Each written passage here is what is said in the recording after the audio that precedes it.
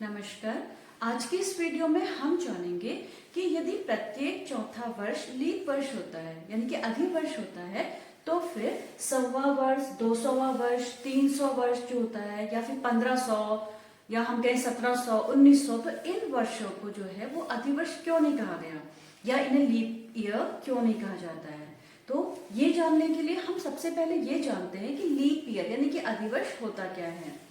तो हम देखते हैं कि एक सौर वर्ष में 365 दिन, 5 घंटा 48 मिनट और 47 सहित 1/2 सेकंड होते हैं, यानी कि 365.2422 दिन। ठीक है। अब हमारा जो साधारण वर्ष होता है वो होता है 365 दिन का। तो इस तरह से हम देख सकते हैं कि सौर वर्ष और साधारण वर्ष में जो है वो लगभग 0.2422 दिन का अंतर आ जाता है, यानी कि एक वर्ष में हमारे कैलेंडर और सौर वर्ष में जो है 0.2422 इसका क्या है, इतने दिन का अंतर आ जाता है। और इसको अगर हम 4 वर्ष में देखें तो 4 वर्ष में ये अंतर जो है वो 0.9688 दिन के बराबर हो जाता है, जो कि लगभग जो है ना 1 दिन के बराबर हो जाता है।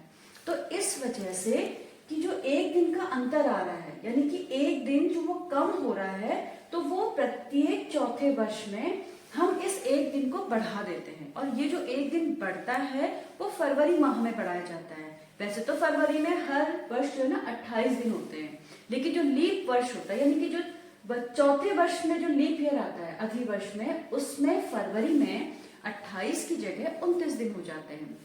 तो इस वजह से हम देख सकते हैं कि प्रत्येक 4 वर्ष में एक बार जो है वो लीप वर्ष आता है ना, लीप ईयर आता है। अब हमने ये जानना है कि अगर प्रत्येक चौथे वर्ष में लीप ईयर आता है तो इस हिसाब से जो 100वां वर्ष है तो वो भी लीप ईयर होना चाहिए, लेकिन 100वें वर्ष को लीप ईयर नहीं माना गया है। उसमें फरवरी में जो है 29 नहीं बल्कि सिर्फ 28 दिन होते हैं। और ऐसा क्यों होता है, अब हम इसे देखते हैं।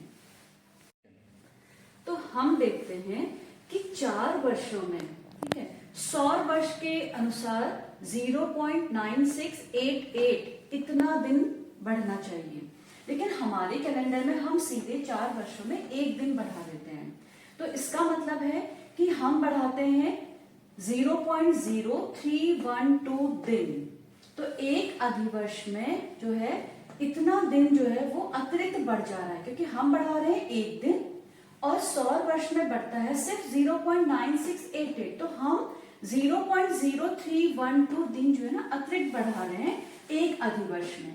तो इस तरह से हम देखेंगे कि हम 100 अधिवर्ष में, ऐसे अगर हम 100 अधिवर्ष ले लेते हैं तो 100 अधिवर्ष में हम जो है कितना 3.12 इतना दिन जो है वो अतिरिक्त बढ़ा दे रहे हैं 100 अधिवर्ष में। ठीक है। तो अब हम देखते हैं कि जब हम 1 से 100 वर्षों में हमारे अधिवर्षों की जो संख्या है वो आती है 25।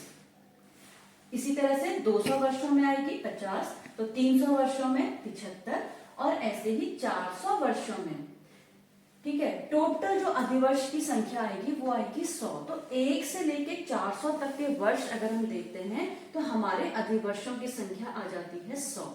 तो इस तरह से हम देखेंगे कि इन 400 सालों में हम 3 दिन ज्यादा चलेंगे, किससे, सौर वर्ष से। सौर वर्ष से हम 3 दिन आगे बढ़ जाएंगे। और इसी तरह से हर 400 वर्षों में अगर ये 3 दिन हम आगे बढ़ते रहे तो एक दिन ये जो कैलेंडर है, ये हमारा कैलेंडर जो है वो किसी काम का नहीं रहेगा, क्योंकि ये सौर वर्ष से कुछ समय के बाद मेल ही नहीं करेगा। तो इसी वजह से इस 3 दिन को बैलेंस करने के लिए कि जो हम 3 दिन आगे चल रहे हैं, कितने वर्ष में, 400 वर्ष, 100 वर्षों में, जो हम 100 मतलब 100 अधिवर्ष में, ठीक है, 100 अधिवर्ष मतलब 400 वर्ष में, 400 वर्षों में हमारे टोटल 100 अधिवर्ष बन रहे हैं। और अगर हम इन 100 अधिवर्षों में हम 3 दिन आगे बढ़ जा रहे हैं, यानी कि 400 सालों में हम 3 दिन आगे बढ़ रहे हैं, तो इस 3 दिन को अब हमने करना है बैलेंस। तो इसी 3 दिन को बैलेंस करने के लिए क्या किया कि जैसे 100 वर्षों में 25 अधिवर्ष बन रहे हैं, तो इन्होंने कहा कि जो शताब्दी वर्ष है यानी कि 100वां जो वर्ष है, जैसे ठीक है, जब हमने 1 से शुरू किया तो जो चौथा वर्ष आया लीप ईयर, फिर 8वां लीप ईयर, 12वां लीप ईयर। तो ऐसे ऐसे करके 100 तक 25 लीप ईयर बन रहे थे। लेकिन इन्होंने कहा जो 100वां वर्ष होगा इसको हम लीप ईयर नहीं मानेंगे, क्योंकि हमने 3 दिन कम करने हैं। तो वो 3 दिन कहाँ कम करेंगे, ठीक है। अगर हम ऐसे किसी भी सालों में कम कर देंगे तो वो ऑथेंटिक नहीं रहेगा। तो इसीलिए उस 3 दिन को हम कम करने के लिए कुछ हमें ऐसा समय चाहिए जिसको हम, जैसे हमने बोला कि जितने भी हमारे शताब्दी वर्ष है तो 100वें वर्ष में हम 1 दिन कम करेंगे, और यहाँ अब लीप वर्षों की जो संख्या आएगी वो सिर्फ 24, क्योंकि जो 100वां वर्ष होगा उसको हम लीप ईयर नहीं मानेंगे। इसी तरह से अब जो 200 वाला वर्ष है, ठीक है, तो उसमें भी हमारे लीप ईयर एक यहाँ कम हुआ और एक 100 से 200 के बीच में जो होंगे, तो ये यहाँ तक पूरे, एक यहाँ से भी कम होगा, एक यहाँ से भी, तो 3 दिन टोटल कम होने के बाद अब 400 वर्षों में हम 100 लीप ईयर को नहीं मानेंगे, हम बोलेंगे हमारे को सिर्फ 97 लीप ईयर मिलेंगे। और जो ये जो 3 दिन हमारे एक्स्ट्रा हुए थे ये हमने यहाँ से कम कर दिए हैं, ठीक है। तो ये कम कहाँ से हुए, 100वां, 200 और ये जो 300वां वर्ष है, ठीक है, इसको हम लीप ईयर नहीं मानेंगे। तो इस तरह से 1 से लेकर 400 तक के वर्षों में, ठीक है, टोटल जो लीप ईयर बन रहे थे 100, अब वो 100 नहीं बनेंगे, वो बनेंगे सिर्फ 97, यानी कि 97 लीप ईयर। तो इसी वजह से हर चौथे जो शताब्दी ईयर आएगा, हर चौथा शताब्दी ईयर जो होगा वही लीप ईयर होगा, और उससे पहले के जो शताब्दी वर्ष होंगे वो लीप ईयर नहीं होंगे। और क्यों नहीं होंगे, सिर्फ इस 3 दिन को बैलेंस करने के लिए। ये जैसे 400 में ये 3 दिन बैलेंस हो गया, 3 दिन कट गए तो ये 3 दिन बैलेंस। अब जो 3 दिन हमारे अगले 400 वर्ष में जो हमारे 3 दिन बढ़ेंगे, तो वो 3 दिन अब कहाँ कम होंगे, जो 500वां वर्ष होगा, 600वां वर्ष होगा, 700वां वर्ष होगा, तो वो लीप ईयर नहीं माना जाएगा।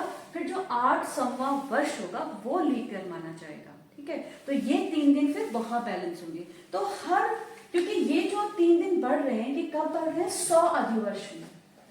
100 अधिवर्ष मतलब 400 साल में, 400 साल में 3 अधिवर्ष बढ़ रहे हैं। तो इस 400 साल में 3 अधिवर्ष बढ़ रहे हैं, इसी को बैलेंस करने की वजह से कोई भी शताब्दी वर्ष जो है जो 400 से विभाजित नहीं होगा वो शताब्दी वर्ष लीप ईयर नहीं होगा। तो इसीलिए जो हमारा 1900 वर्ष है, आप इसे कैलेंडर में ढूंढना, अकॉर्डिंग टू रूल ये 4 से डिवाइड हो रहा है, लेकिन ये लीप ईयर नहीं होगा। ये शताब्दी जो वर्ष है ये अधिवर्ष नहीं होगा, इसे हम एक साधारण वर्ष मानेंगे। और अगर आप 1900 वाला कैलेंडर देखोगे तो इसमें आपको फरवरी में मिलेंगे सिर्फ 28 दिन।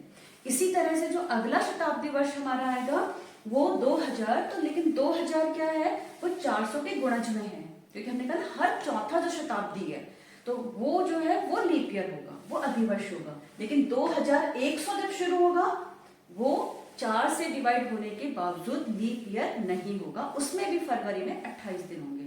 धन्यवाद।